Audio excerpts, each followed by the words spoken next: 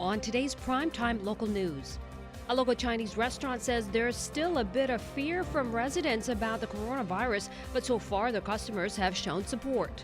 I believe there's a small amount of people who are afraid of going out and eat at the Asian restaurants.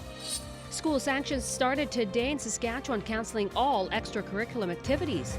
The biggest impact in our system obviously is the extracurricular activities and the loss of those sorts of things.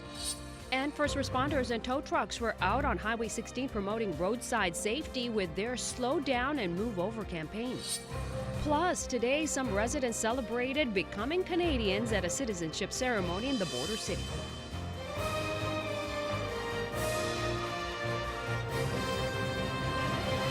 Prime time local news, serving the Lakeland and Midwest regions. With more news coming out every day regarding the coronavirus, people around the world are beginning to get even more paranoid. Chinese food restaurants have seen a decline in business since a lot of them, the first reported cases came out of China. Our Jasmine King has more from a local business in Lloyd. Kyle Tai is the manager of Touch of Asia Buffet in Lloydminster, and since news broke out about the coronavirus, they have seen a slight decline in customers. He thinks it's due to people stereotyping Asian restaurants that they may have coronavirus. I believe there's a small amount of people are afraid of going out and eat at the Asian restaurants. Or any kind of restaurants. But I think at this moment it is only the fear that scared people. It's not actually the fact that it is dangerous and you will get infected when you're eating out. With the amount of cases of coronavirus rising daily, they try to take more safety measures as they are an Asian restaurant.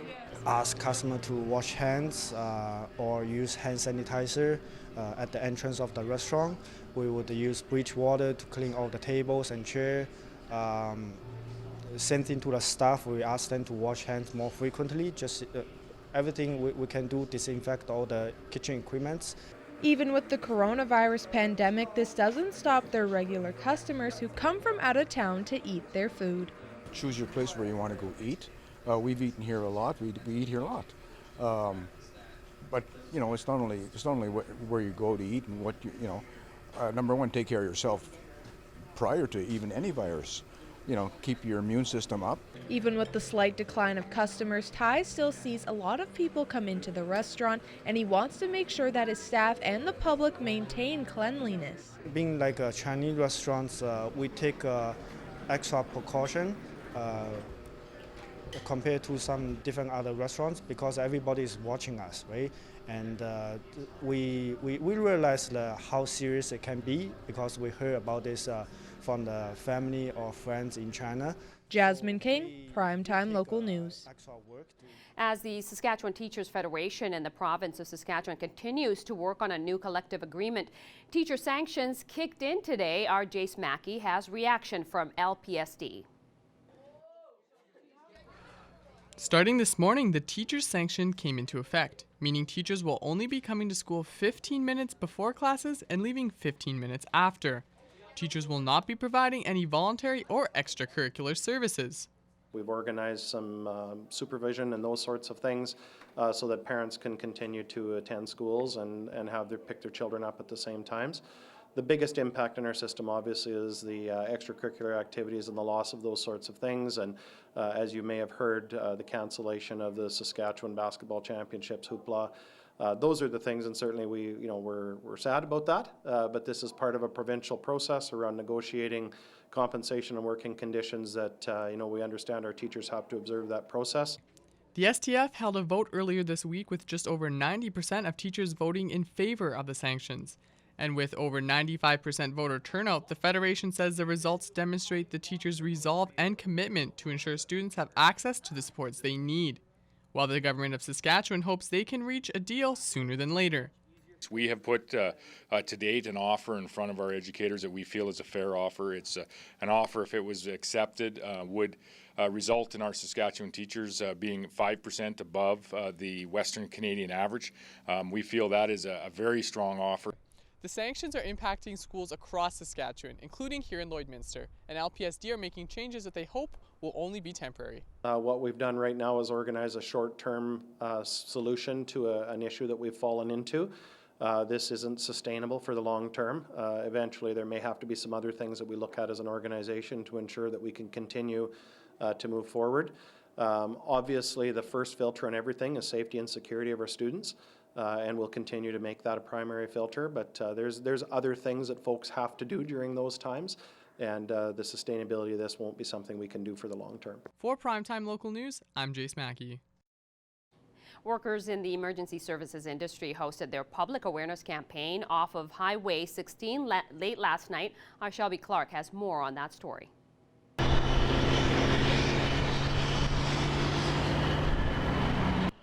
The law states to slow down to 60 kilometers per hour and move to the side when passing all emergency services. Tonight is just making sure that people are aware that we are out here working and these flashing lights do mean something, and it's just to slow down and give us room to work. This campaign is a reminder for people of how dangerous roadside work can be for all first responders, especially tow truck drivers. It seems like in our industry, in the tow truck industry, we don't seem to get recognized a lot as an emergency vehicle. We can be out on the side of the highway hooking onto a broken down truck, and people just go flying by us at full highway speed. A lot of the time they don't even pull over into the other lane. The idea started when a young man named Courtney Schaefer, who was a tow truck operator, got killed 3 years ago. He was asked to come out to an accident, and he went out to the accident with his truck, and he was running a deck truck like you've seen a few here, and he must have been standing behind his truck or in front of his truck and getting ready to load a smashed up vehicle, and somebody ran into his truck and pushed it right on top of him, and he got killed. Now their goal is for everyone to get home safe and sound, back with their families at the end of each day. They explain that this is not a protest, but hope people read their signs and respect the workers out on the highway. Just slow down. If you can see, then you do have lots of time to slow down. Then just make it safe for everybody. This is the second year they have hosted the awareness campaign, and they hope this turns into an annual event as a reminder for drivers to stay safe. Just slow down and keep our lives safe, keep us safe, because we have to work out here. This is our workplace. Shelby Clark, Primetime Local News. Today, Canada gained 74 new citizens at a heartwarming citizenship ceremony. Our Montana Getty has more. Oh, Canada, we stand on guard for thee. Many people gathered today at the Centennial Civic Centre to receive their citizenship certificates and to officially call Canada home. We cannot able to express our feelings because it's so excited, everything. I know how to say those ones, all the positive feelings, we have it. Yeah, and last night we can't able to speak, we can't able to sleep because we are very much excited. Yeah. Guest speakers joined to celebrate and congratulate the new citizens of Lloydminster and surrounding communities. And it's just terrific to be part of this and experience their joy and excitement, as you saw, becoming new Canadians. Being born in Canada but having a father that came to this country from another country, I think I can very much appreciate what they're feeling today. It brings me a great deal of joy and satisfaction, and I believe they've all taken their oath and they know what it's going to be like to be Canadian. With the dawning of the coronavirus, event attendees and guest speakers decided to tap elbows rather than shake hands. Montana Getty, Primetime Local News. And now a look at your evening weather with our Abby St. John.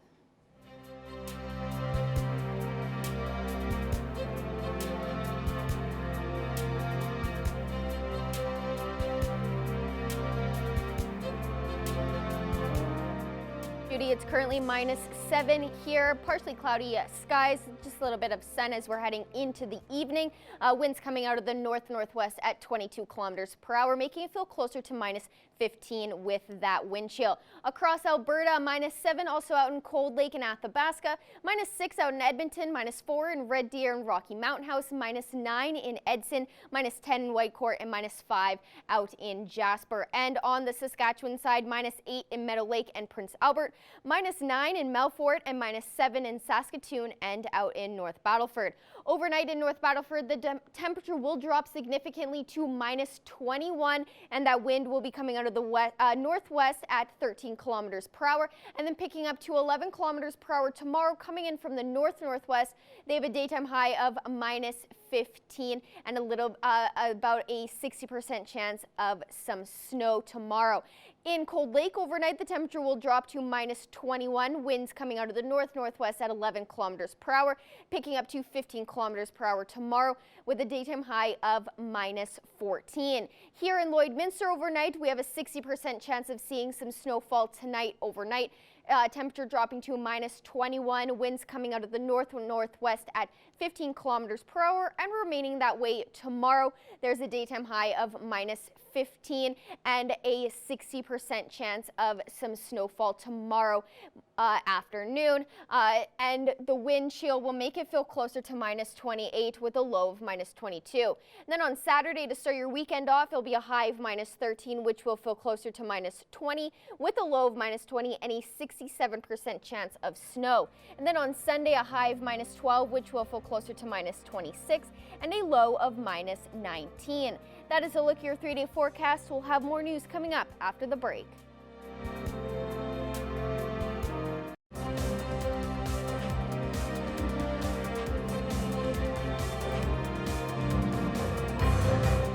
Welcome back. Physicians from the Lakeland area hosted a meeting last night to discuss frustrations over changes in the recent Alberta budget. Justin Marshall was there and has a series of reports from the event. Hey, it's Justin Marshall for Primetime Local News, live in Bonnyville tonight. They just finished up the rural doctors meeting. Over 400 people came out. One of those residents is Bryden Ward, and he joins me. Bryden, you drove all the way from Laklabish to be here. Why? Well, several reasons. I'm on the Health Foundation for our local hospital, and I'm also on the Lakeland Health Advisory Committee for this area, which includes all the hospitals that were represented here tonight. And what is going on in Laklabish that you guys are concerned about for rural health care? Actually, it's not just Laklabish. You know, the interesting thing is that our area, all the hospitals that were represented tonight are working together. When I was on the Health Advisory Board several years ago, it was one hospital competing with other hospitals. Athabasca would have what Slave Lake wanted and vice versa. And now we're all working together. And I was very excited to hear the doctors getting together. And it's going to bode well, I hope, for rural Alberta, because that's certainly a real problem right now in retention for people and, as you heard, our healthcare professionals. Bryden, thanks for joining me. Thank you. One of the doctors joins me from Bonnyville now, Dr. Travis Webster, a physician in Bonnyville. Travis, why did you guys hold this meeting? We held this meeting because we wanted to educate the public just about changes that are coming to healthcare. Primarily, our concern is that we're aware of the struggles that we already have in a rural setting, and we feel that the cuts as they're proposed and are set to come down in the coming weeks are going to disadvantage rural healthcare even further. And so that's why we want to educate our patients in the community. What are some of the cuts you're concerned about? There's many cuts. So some of the ones we're focused on is one that affects time modifiers. So it limits the amount of time you can spend with a patient versus what was in the past. This means that we have to focus our appointments to maybe one concern only or shorter appointments, and then spread these over multiple appointments to see patients. So. How did you think the turnout was? The turnout was very good. I'm happy that so many people came out. I'm happy that they gave us some good ideas on how we can help mobilize our patients. I was quite impressed. Thank you so much, Dr. Webster. No problem. Just wrapped up with the Bonnyville doctors meeting. Huge turnout, over 400 people. And one of the many residents is Councillor Lisa Brasso, who came out. Now, you asked an interesting question, and a lot of people went, I never thought of that. What was that? So I approached the Bonnyville Health Clinic in regards to creating a cooperative for their health clinic, and that is just a way in organizing their health clinics so that you're supported by your members, similar to like the credit unions or your local co-ops, so doing the same thing but for the health facility. A lot of farmers use co-ops. How do you think making a healthcare co-op would benefit rural Alberta? Well, I think it would benefit our rural facilities because it would help with the retention and the recruitment of doctors, because it's a new way for doctors to have more say in the way that their facilities are run and organized. Sounds really interesting. Is this going to be something you're going to keep spearheading? Oh, I'll definitely be talking more about it, and we'll see where it goes. Thank you so much for joining us, Elisa. Thank you. All right, a healthcare cooperative. One of the many ideas here at the rural healthcare doctors meetings in Bonnyville, Alberta. We're going to send it back to you guys in studio. And now here are your stock market prices for today.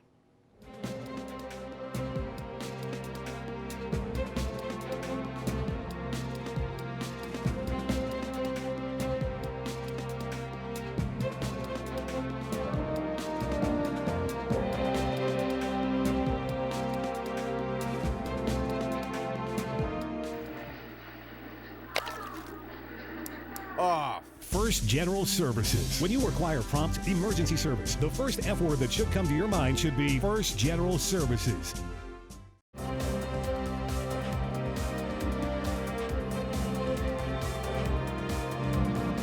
Welcome back. With farmers getting ready for spring seeding, moving their grain is a priority. But as Eric Bay tells us in this week's Ag Report, it's been tough to get shipments moving.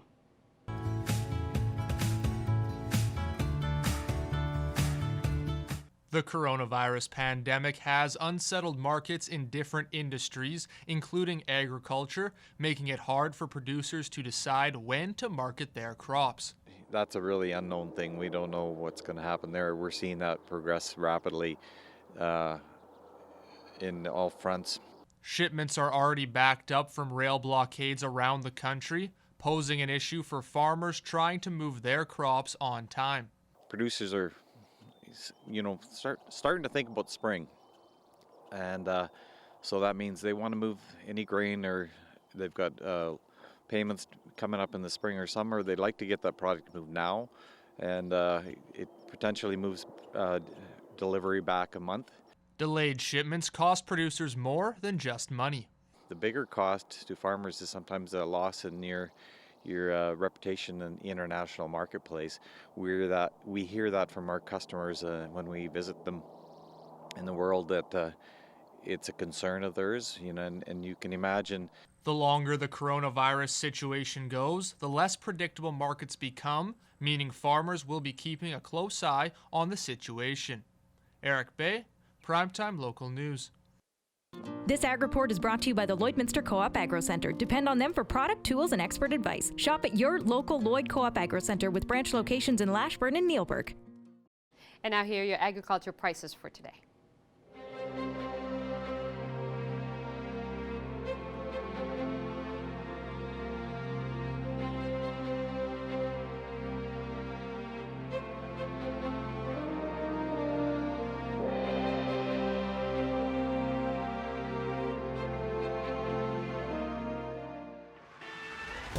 We're a part of less than 5% of Canadian auto body shops and Lloydminster's only locations with certified collision care recognition at City Centre Auto Body.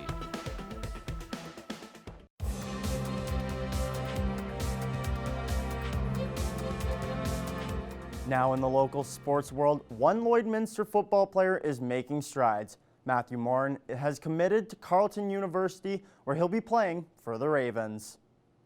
After 3 successful years with the Lloyd Comp Barons, Morin says he's prepared to move on.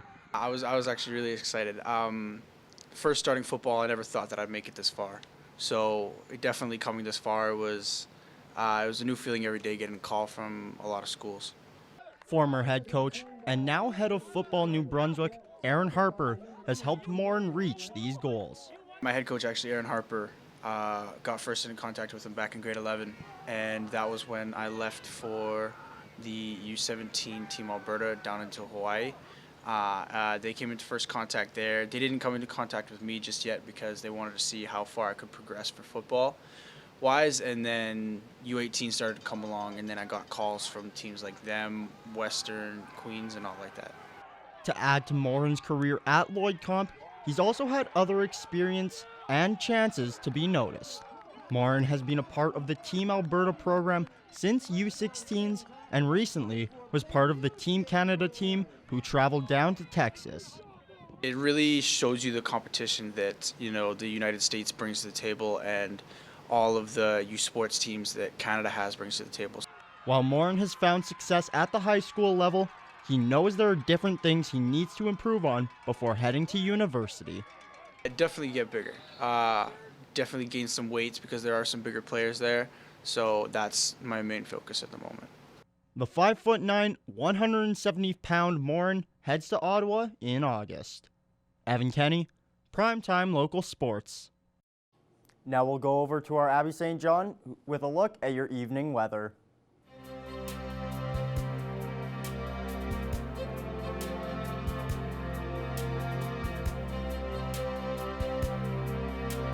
Thanks, Evan. Taking a look at our satellite radar, lots of snow activity outside the Edmonton area. We have about a 60% chance that we could see some snowfall overnight tonight and tomorrow as well here in Lloydminster. A few other places that could see some snowfall, about a 30% chance up in Cold Lake. On the Saskatchewan side, a little less cloud coverage as well. Down North Battleford, a 60% chance of some snowfall tomorrow. Nothing too severe happening tonight. Lighter cloud coverage in a lot of the regions, and then heavier cloud coverage in just a couple parts of the region, which I'll get to in just a couple of slides. -7 currently here in Lloydminster, as well as out in North Battleford, Maidstone, and in St. Walburg. -2 in Macklin, -8 in Meadow Lake and Pearceland, -9 in Green Lake, and -12 up in Isle of Cross. And on the Alberta side, -4 in Provost, -6 in Vermilion, Vegreville, and Edmonton, and -7 in Marwayne, St. Paul, Bonnyville, Cold Lake, and up in Lac La Biche. And tomorrow, -15 here in Lloydminster, as well as out in Provost, Wainwright, Vermilion, Vegreville, St. Paul, and Marwayne, -16 out in Edmonton, and -14 out in Lac La Biche, Bonnyville, and Cold Lake. And on the Saskatchewan side, -15 up in Isle of Cross, and in St. Walburg, Maidstone, and North Battleford, -14 in Green Lake, Pearceland, Meadow Lake, and in Macklin. Overnight across the region, heavier cloud coverage in Isle of Cross and Murnum, and a little bit in Provost. Lighter, more clear skies in Unity and Wainwright, and temperatures do drop significantly. -20 out in Meadow Lake and Isle of Cross, and down in Wainwright, -21 in Pearceland, Bonnyville, Paradise Hill, and Unity, -18 in Provost, and -19 out in Murnum. And then your school day forecast for tomorrow at 8 a.m. It'll be around -22, fairly cloudy, overcast skies, and there's that heavy chance of snowfall throughout the day. At recess time, it'll be around -20 with that same mix of sun and cloud, -18 around lunchtime, and then by the time school is out, it'll be about -16, so it's still quite a cold day out tomorrow, and there is that heavy chance of snowfall throughout the majority of the day, with a low of -22 for tomorrow. Then on Saturday, to start your weekend off, it'll be a high of -13 and a low of -20 with a 67% chance of snow. On Sunday, at -12 is the daytime high with a low of -19. Things warm back up again on Monday with a fairly sunny day with just a little bit of cloud coverage with a high of -8 and a low of -18. And then on Tuesday, mix of sun and cloud with a high of -3 and a low of -14. Things get a little bit more cloudier on Wednesday at a high of -6 and a low of -16. And then on Thursday, a mix of sun and cloud with a high of -4 and a low of -16. That is a look at your 7-day forecast. We'll have more news in the question of the day coming up after the break.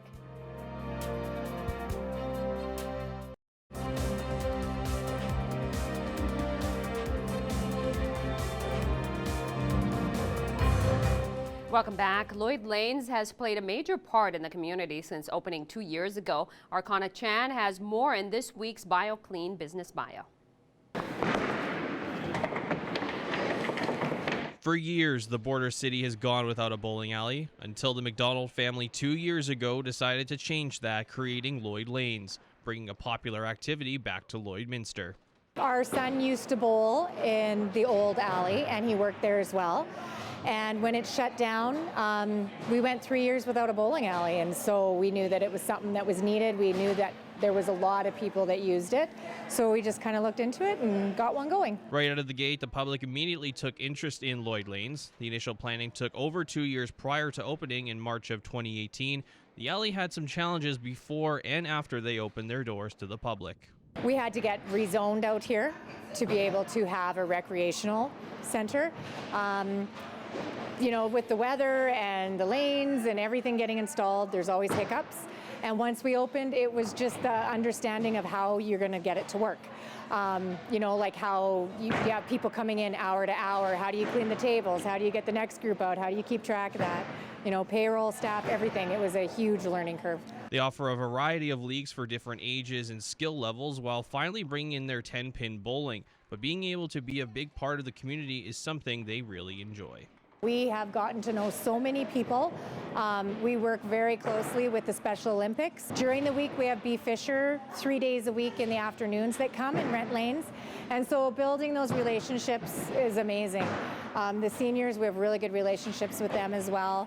And to be able to host and bring people in for tournaments has been really good. Anyone who wants more information can head to LloydLanesBowling.com. And that's it for this week's BioClean Business Bio.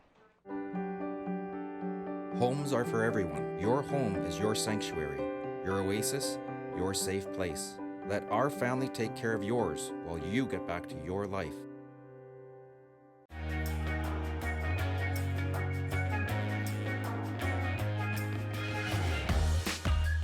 Well, it's been a lot for the sports world today. NBA, NHL suspended their season due to coronavirus. And we've got our Evan Kenny here to tell us all about what's going on because of the coronavirus with the sports. Yeah, you mentioned it. Obviously, those are the two biggest ones, really. And I mean, 2 of the 4 major sports in North America. But there's lots of other sports that are also either pushing their dates or also canceling leagues. The CHL, so minor hockey.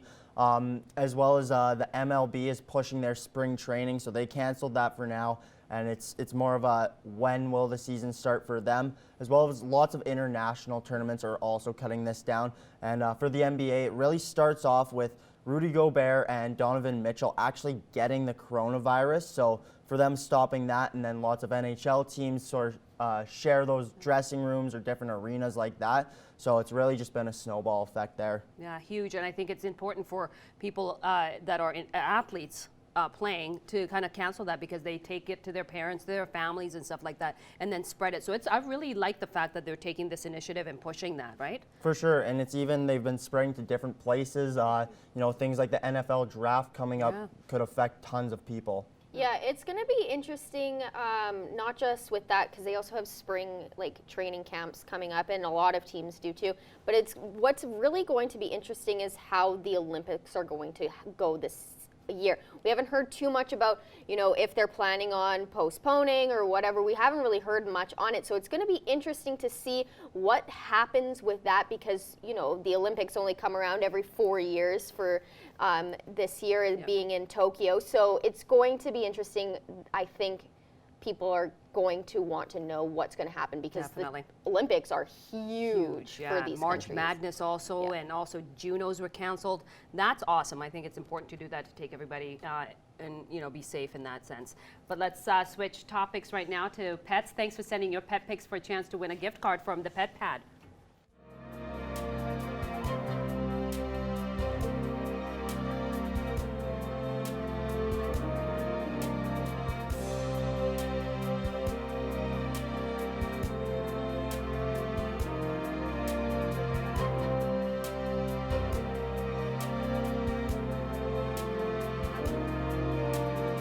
See your pets. Send photos of your pet and their name to our Facebook, Twitter, or Instagram to have them featured on Pet of the Day. Your name will be entered into a weekly draw for a gift certificate from the Pet Pad.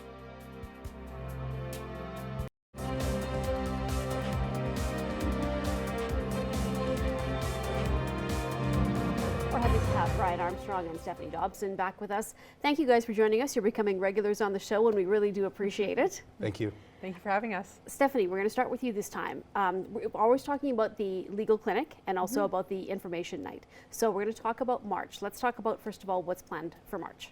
So upcoming in March on the 3rd Thursday of March, which is March 19th. We have our legal advice clinic, so that's one-on-one legal advice, an appointment with a private lawyer. And that one is by appointment only. Okay. So you have to call in. The phone number to call in is area code 587-789-0727, and that's a local number for both Alberta and Saskatchewan residents. And one thing that we talked about is you encouraging people to call well in advance, because there are some things that have to be checked out. You can't just really call the day before and hope that you're going to get in. So how far in advance can people start calling for this if they like? So people can book in any of our legal advice clinics for all of 2020. We've got all of the dates planned. They're always the third Thursday of the month. And the thing is, the lawyers, we have usually about 2 or 3 lawyers who volunteer in each of our clinics. And if we know ahead of time that there's a bigger demand, then we can just scout more lawyers to come and help us. So the more advance notice that we have, the more likely it is that you'll be able to get in. And when they call, what are some of the things and some information that they should have available for the person they're speaking to on the phone? Well, the intake worker will ask a bit about their situation, so the kind of law that they are dealing with, and then a bit about the actual problem that they're experiencing. And they'll ask names, probably birthdays, that kind of thing. But the key is the income guideline, and so they'll be asked quite a few questions about what their income is, and the idea of these clinics, because they're free, it's to serve a certain population. It's typically for the population that makes too much money for legal aid, so it's beyond the legal aid cutoff, but they still aren't making enough to be able to afford a privately retained lawyer. Okay, and at these clinics, is the subjects, is it wide open basically? They can ask about anything? So the idea is it has to be planned in advance to make sure that the type of problem that they have, that we do have a lawyer that can provide that kind of advice. Typically it's around family law, criminal law, landlord-tenant, employment-related issues, but that's not a limit. That's just the similar kind of, the typical kind of things that we see at our clinic. Okay, and then for April, Ryan, I'm going to go to you for this one. This is actually kind of a nice thing to have, because it's basically open to everybody and it's just an information night. So what's planned for April? Yes, so again, it's the third Thursday. It's April 16th, and it's landlord-tenant issues. So generally to be residential landlord-tenant, of course it could be commercial. You don't have to phone and register in advance. We encourage you to show up ahead of time, perhaps on time. It'll start right at 5 o'clock that day. And there'll be a lawyer speaking on the issues of landlord-tenant matters.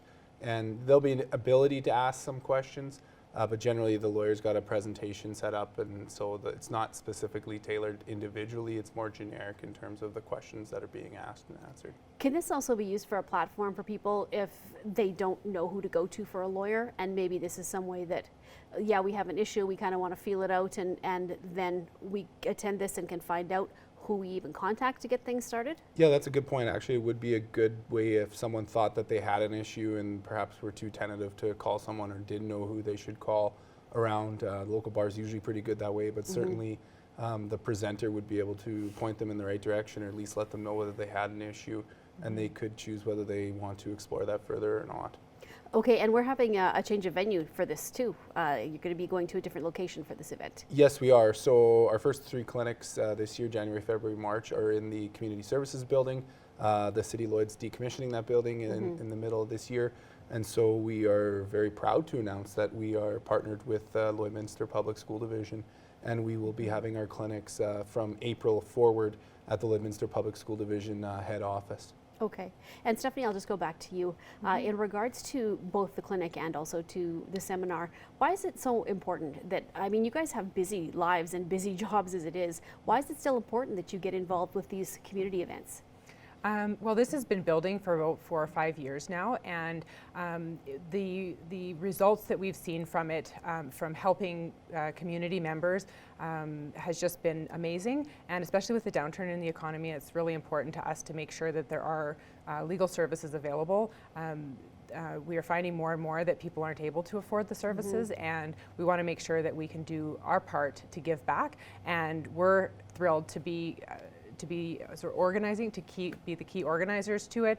But at the same time, it's the local bar who's really stepped up to volunteer at all of these events. The clinics, the education seminars, volunteer to present. And so we're we're thrilled that it's the whole bar really in Lloydminster who's helped us, and surrounding areas as well. Okay, and just one more time, Stephanie, too, for people who want to call and sign up, and as you said, they can sign up ahead of time. What is that number? Okay, it's a local number, so it's 587-789-0727. Okay, well, thank you guys once again for joining me today, and thank you for what you do in the community. I mean, I've talked to a number of people who've made use of this service, and I found it very helpful. So, you know, a lot of people are very appreciative. So, thank you for that. Thank you. Thanks for having us. Furniture set and design supplied by Furniture Gallery and Furniture House, downtown Lloydminster. Today I'm happy to be joined with Maria and Katie with the Cinderella Project in Lloydminster, and today we're going to be discussing what the Cinderella Project is and the good that it does in the community for girls who want a beautiful gown for grad but may not be able to afford it. So thank you so much for coming in. When I saw your Facebook page, I said I have to have someone come in and talk about it because it is an amazing project and an amazing organization. So can you tell me a little bit about the background and what the Cinderella Project is? For sure. So the background comes from just really wanting to reach out and help graduates in need, and just a bit of a passion for people that are experiencing either financial hardships or maybe family or personal hardships in their lives. So it originated out of just a felt need, and it's developed into quite a big project of gathering gowns and shoes and matching girls to shoes and girls to gowns, and also just a community-based project where everyone can step in and come together and help out and volunteer, and yeah, it's turned into a really great experience for everyone. And being part of it, have you noticed how the girls who come in and, you know, they try on these dresses and they walk out with a dress that they love and it's affordable for them? Yeah. How have you seen their expression, the way that they feel coming out from when they come into the store? Well, we always have our volunteer fairy godmothers, and every time they walk in, they're just kind of in awe of the selection that we have, and every year we kind of make it a really fun display of all the dresses, and they just get to pick, and some come in really shy, and by the end of it, when they find their perfect dress and the perfect shoes and the perfect accessories, they're just kind of elated, and they just have this beaming smile on their face, and not just them, but whoever they decide to bring, whether that's mom or sister or grandma, they're just so excited, and they can't wait for grad.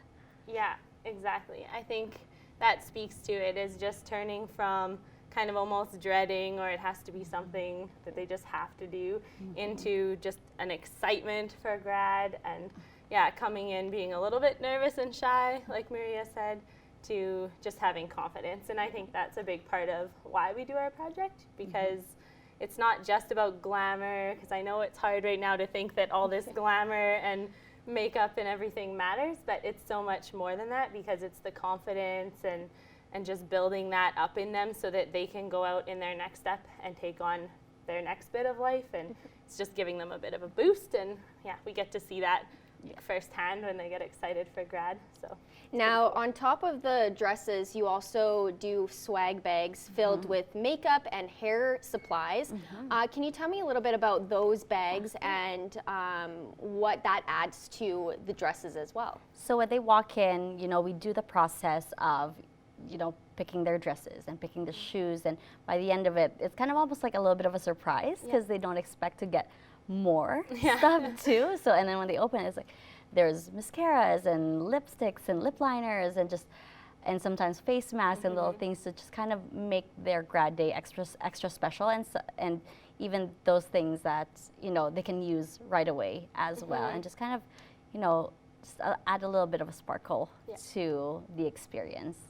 And so what are kind of the requirements for girls who want to use Cinderella Project or need to use Cinderella Project for their dresses? Again, we're looking for a need, like a felt need.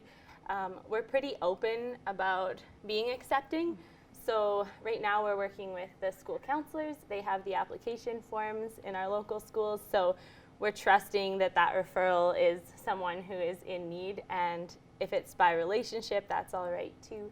It's mostly just either financial struggle or going through personal or family difficulties at the grad season. So, and if someone wants to donate a dress that they've worn in the past, what are some of the things that you're looking for, and how can they donate?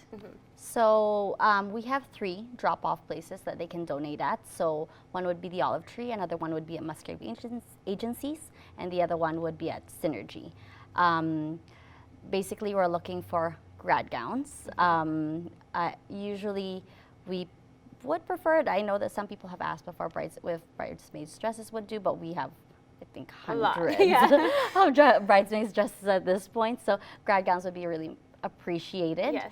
And usually grad gowns aren't overused anyway, so we'll take whatever it is in our drop-offs, and we kind of take care of the rest.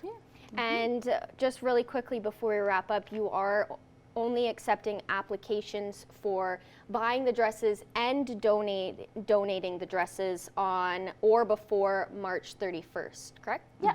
And they can donate at any 3 of those locations. And for applications, where do the girls go to apply for the dresses? they can go to their schools, any of the local schools, or they can inbox us directly and we can meet up with them to give them an application. And just really quickly before we wrap up, where can they go to contact you if they have any questions? Absolutely. They can contact us at cinderellaprojectloydminster@gmail.com, or they can ask their school counselors. Yeah, and inbox us at Facebook as well. Yes, of course. Facebook, social media. We have an Instagram as well. All right, well, thank you so much for coming in, and with grad season coming up around the corner, I hope that girls will be able to find the dress that they love and have the time of their life at their grad. So thank you. Thank you. Thank you so much.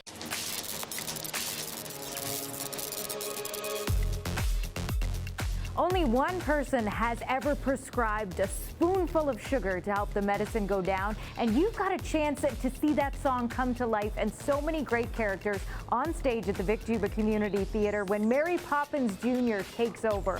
Opening night is tomorrow night, and they've got matinees on Saturday and Sunday as well. And the great part about Mary Poppins Jr., it's being presented by Lakeland College of Performing Arts, so all the students in this show, they are from this area. You get to see some incredible local talent, plus the fantastic story of Mary Poppins. I think you'll describe it as supercalifragilisticexpialidocious. Get your tickets at the Vic Juba Community Theatre box office or go online, vicjubatheatre.ca. If you're looking for that rustic look, or maybe you want some antiques to complete your home, or you're a collector of farm toys or construction toys, you're going to want to head out to the Lloydex this weekend. The Border City Collectors are hosting their annual show and sale, and you'll see farm toys, you're going to see doll collections, you're going to see coins, you're going to see antiques, you're going to see a wide range of items, and something is going to catch your eye or somebody in your family's eye, and then you never know the stories that you're going to hear. But you got to join them here at the Lloydex for the Border City Collectors show and sale. Saturday 9 to 5, Sunday 10 to 4. Admission is $5. Kids 12 and under, they get in for free. And coming up this Saturday, the Midwest Snow Kings are hosting their 2nd annual sled rally. Registration starts at 9 a.m. at the Marshall Hall, and after your day out on the trail, they'll also be hosting a beef on a bun supper and a dance as well. Lots of door prizes to be won. Well, whatever you choose to do this weekend, I hope you have a great one. I'm Heather Klegus, and that's what's happening.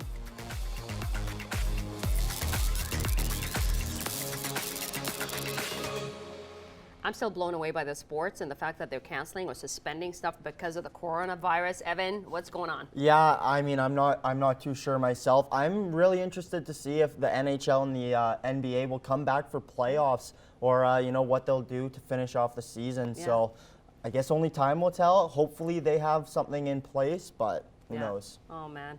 And on that note, we are done. Thank you for watching, everybody, and we'll see you again tomorrow, again on Friday, right? Yes. That's it. Thanks.